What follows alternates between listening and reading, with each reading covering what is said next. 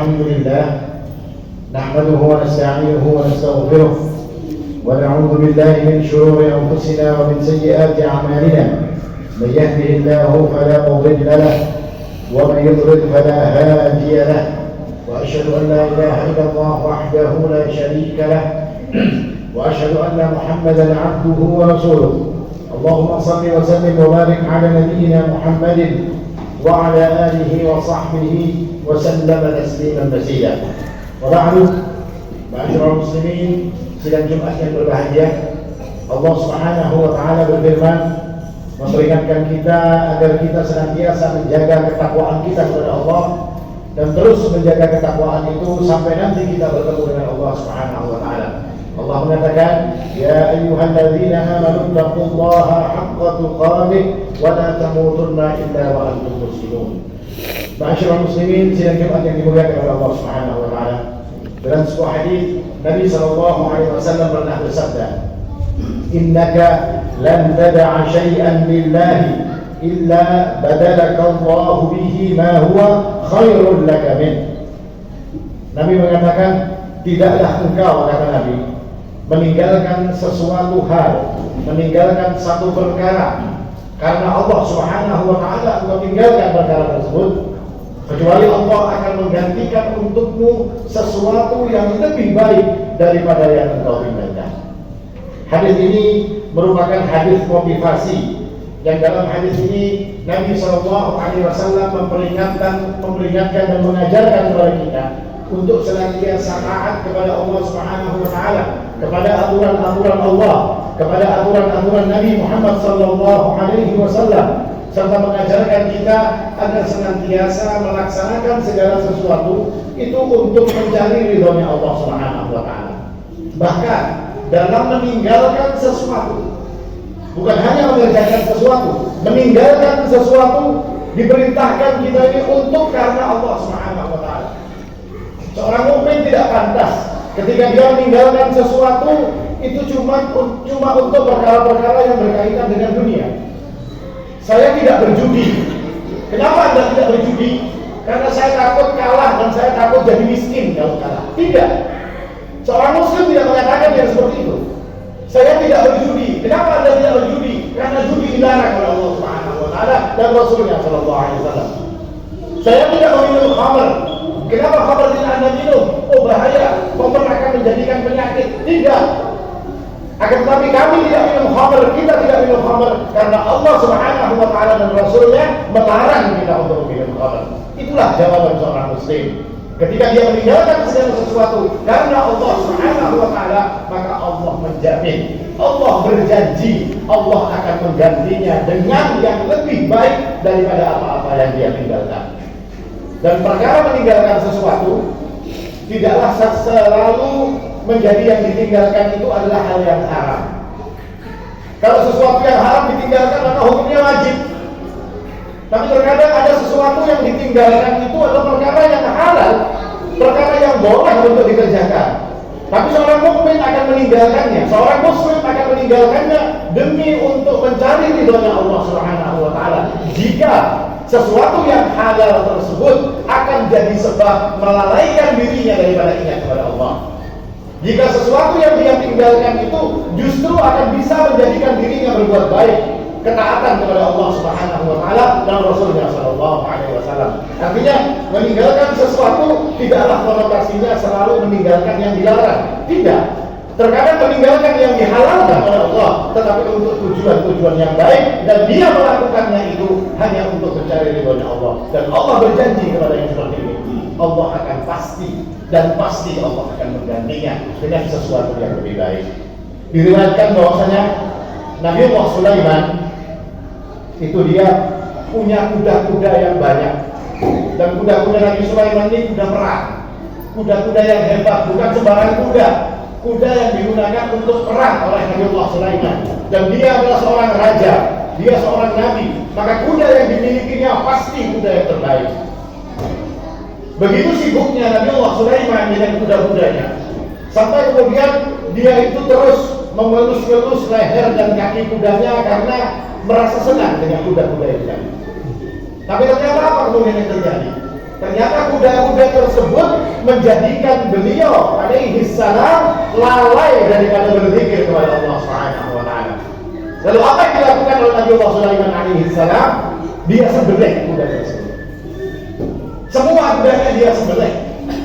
Karena dia menganggap bahwasanya kuda-kuda ini adalah perkara yang menjadi sebab aku lalai kepada Allah Subhanahu wa taala. Bukankah memelihara kuda adalah sesuatu yang halal?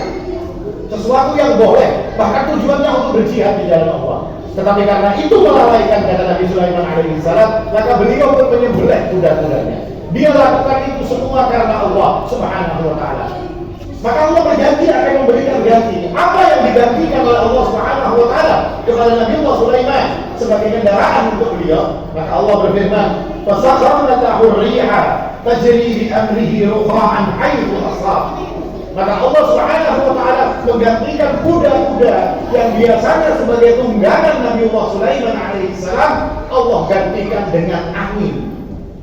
Angin yang bisa dia naiki untuk pergi kemana saja sesuai dengan perintah Nabi Allah Sulaiman alaihi salam. Bukankah ini sesuatu yang lebih baik?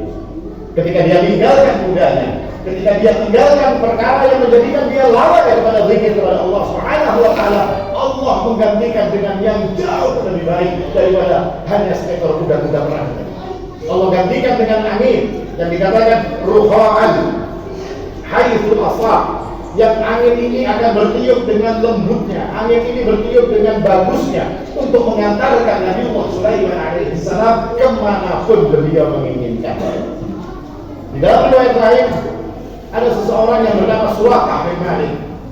Suraqah bin Malik ini pernah mengejar dan ingin membunuh Nabi SAW dengan sebab diiming-imingi hadiah 100 ekor unta bagi siapa saja yang mampu menyerahkan Nabi Muhammad SAW dalam keadaan hidup atau mati.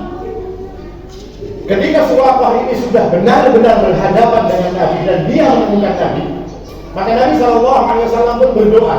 Akhirnya kuda yang dinaiki Suraqah ini selalu terperosok kakinya ke dalam tanah, dan itu terus berulang berkali-kali. Sampai kemudian Suraqah pun mengatakan bahwasanya dirinya tidak akan lagi mengejar Rasulullah SAW. Lalu Nabi berkata kepada Suraqah, "Maukah engkau aku pakaikan di tanganmu itu gelangnya Raja Kisra?" Artinya kerajaan yang sangat besar pada saat itu. Sedangkan orang yang berjanji, yakni Nabi Muhammad SAW, saat itu dikejar-kejar kaumnya. Dia tidak punya pengikut kecuali sedikit. Dia tidak punya kekuatan. Dia tidak punya apa-apa. Tapi pada saat itu dia berjanji kepada Suraqah bin Malik, kalau engkau melepaskan aku dan tidak mengatakan kepada siapa-siapa, maka engkau akan aku beri, kata Nabi SAW, gelangnya Raja Kisra bin Hurmuz, penguasa Persia pada saat itu yang kira-kira hari ini seperti negara-negara superpower. Bagaimana mungkin Suraqah akan percaya kira-kira kalau dengan omongan orang seperti ini? Tapi Suraqah mengatakan, tulislah janjimu wahai Muhammad. Maka perjanjian itu pun ditulis oleh Nabi SAW melalui perantara Abu Bakar As-Siddiq radhiyallahu anhu, bahwasanya Nabi akan memberikan gelangnya Kisra kepada Suraqah bin Malik. Pergilah Suraqah dan Nabi terus melanjutkan hijrahnya. Surat itu terus dipegang oleh Suraqah. Sampai kapan? Sampai nanti zaman Khalifah Umar bin Khattab radhiyallahu anhu, di mana pada saat itu beliau mampu menaklukkan Kisra. Setelah Kisra ditaklukkan, maka seluruh harta rampasan Kisra itu dibawa menghadap kepada Umar bin Khattab radhiyallahu anhu. Dan di antara tumpukan barang tersebut ada gelangnya Kisra. Maka Umar bin Khattab yang tahu bahwa Nabi berjanji kepada Suraqah, dan Suraqah pada saat itu sudah masuk Islam, maka Umar mengatakan, "Mana Suraqah?" Maka Suraqah pun datang kepada Umar bin Khattab radhiyallahu anhu. Beliau pun berkata kepada Suraqah, "Mana surat perjanjianmu dengan Rasulullah SAW?" Diberikannya surat perjanjian tersebut yang isinya akan memberikan gelang Kisra kepada Suraqah bin Malik. Maka Umar bin Khattab pun mengambil gelang tersebut dan memberikannya kepada Suraqah bin Malik. Maka Suraqah bin Malik pun berteriak, "Allahu Akbar." Dia angkat tangannya dan dia tunjukkan kepada seluruh orang. Dia keliling kota Madinah untuk menunjukkan apa yang dikatakan oleh Nabi SAW adalah benar. Bahkan Umar bin Khattab pun mengatakan, "Allahu Akbar, Alhamdulillahilladzi sallalahuma Kisra wa albasahuma Suraqah bin Malik. Maha suci, segala puji bagi Allah Subhanahu wa taala yang telah mencopot gelang tersebut dari tangan Raja Kisra bin Hurmuz dan diberikannya atau dipakaikannya oleh Allah Subhanahu wa taala kepada Suraqah bin Malik. Kalimat ini terus diucapkan oleh Suraqah sambil dia keliling di dalam kota Madinah. Kita melihat Suraqah bin Malik yang pada saat itu masih kafir, dia meninggalkan sesuatu yang berharga, 100 ekor unta. 100 ekor unta untuk menunjukkan Nabi Muhammad SAW. Dia tinggalkan 100 ekor unta demi untuk mendapatkan ganti yang baik dan benar. Dia mendapatkan ganti yang lebih baik, yakni 2 buah gelang yang dimiliki oleh Raja Kisra atau Ibnu Hurmuz, Raja Kisra, penguasa Kisra pada saat itu. Nah, ini menunjukkan lagi bahwasanya ketika orang itu meninggalkan sesuatu yang tercela seperti apa yang dilakukan oleh Suraqah bin Malik, maka Allah pasti akan menggantikannya. Contoh yang lain di dalam syariat kita, di dalam kisah-kisah sahabat Nabi SAW, kisah yang berkaitan dengan Asma bintu Abu Bakar As-Siddiq radhiyallahu anhuma. Ketika Nabi SAW ini akan hijrah, beliau akan melaksanakan hijrah, Abu Bakar As-Siddiq telah menyiapkan semua yang diperlukan oleh Nabi SAW. Bahkan kuda-kuda pun telah disiapkan. Tapi ada satu hal yang kurang. Mereka tidak punya tali untuk mengikat bekal air dan makanan yang akan dibawa oleh Rasulullah SAW. Dicari tali ini berputar, tidak ada tali di dalam rumah tersebut. Keluar rumah, tidak ada tali di dalam rumah. Maka apa yang dilakukan oleh Asma bin Abu Bakar? Dia cabut sabuknya, dia cabut ikat pinggangnya. Yang ikat pinggang itu terbuat dari kain, lalu dia bagi menjadi 2. Satu dia ikatkan kepada makanan Nabi, dan satu dia ikatkan kepada minuman yang akan dibawa oleh Nabi SAW. Dan itu dikorbankannya untuk Rasulullah SAW. Maka Nabi pun mengatakan kepada Asma, abdalakallahu binitaqika hadha nitaqaini bil jannah. Wahai Asma, sesungguhnya Allah akan mengganti ikat pinggangmu ini dengan 2 buah ikat pinggang yang akan Allah berikan kelak di surga untukmu. Makanya Asma ini dikenal sebagai Datu Nitaqatain, orang yang mempunyai 2 ikat pinggang. Di mana ikat pinggangnya? Di surga. Artinya apa ya? Dia korbankan, dia tinggalkan sesuatu yang halal. Demi untuk apa? Demi untuk berbuat baik. Perkara bagus, perkara halal, perkara mubah, dia berikan untuk menjadikan dirinya bisa berbuat baik. Dia korbankan semua itu untuk berbuat baik. Allah Subhanahu wa taala berjanji akan menggantikannya dengan segala sesuatu yang lebih baik. Maka pelajaran bagi diri kita, bahwasanya ketika kita melakukan segala sesuatu, hendaklah yang pertama pikirkan untuk apa sesuatu itu kita lakukan. Ketika kita adalah seorang muslim, seorang mukmin yang diajarkan dalam syariat kita untuk melaksanakan segala sesuatu demi untuk menuruti perintah Allah, maka lakukan untuk mencari ridhonya Allah. Yang kedua, ketika kita meninggalkan sesuatu, baik itu sesuatu yang dilarang, baik itu sesuatu yang memang kita harus meninggalkannya meskipun dia halal, maka lakukan semua itu untuk mencari ridhonya Allah Subhanahu wa taala. Karena ketika orang melakukan segala sesuatu untuk cari ridhonya Allah, Allah berjanji. Dan Allah tidak pernah mengingkari janjinya. Allah pasti akan mengganti apa yang ditinggalkan tersebut. Dan yang berikutnya, mengajarkan kepada kita untuk senantiasa ikhlas.